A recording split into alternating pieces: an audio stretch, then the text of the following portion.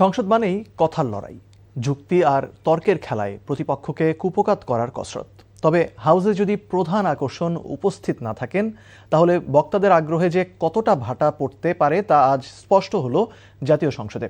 Chief whip জানালেন, প্রধানমন্ত্রী নেই, তাই কথা বলার লোকও খুঁজে পাওয়া যাচ্ছে না।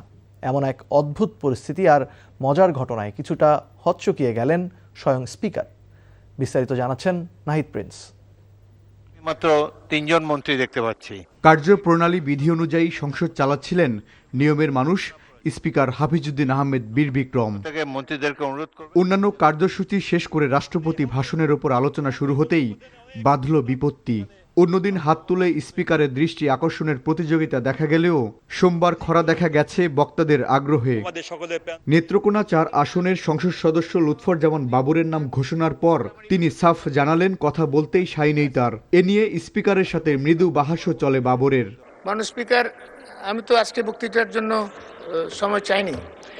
মাননীয় চিফ হুইপ, এই যে তালিকা দেন, প্রথমে ছাপানো, তারপরে হাতে লেখা, কিন্তু বক্তা তো পাওয়া যায় না। বক্তাদের দৈনিক তালিকা করার দায়িত্ব যাদের কাঁধে, সেই হুইপদের ওপরও কিছুটা দোষ চাপিয়ে দিলেন সাবেক দাপুটে স্বরাষ্ট্র প্রতিমন্ত্রী।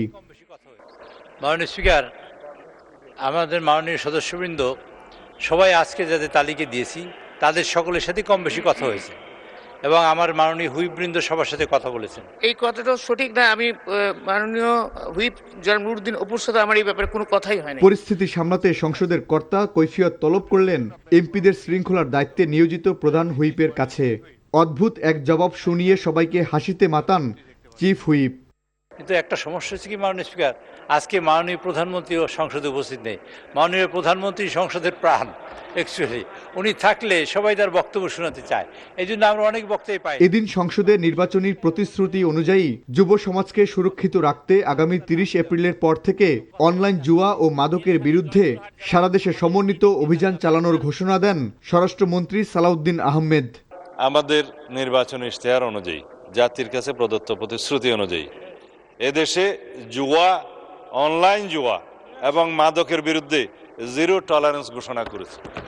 Nahid Prince, NTV news, Dhaka.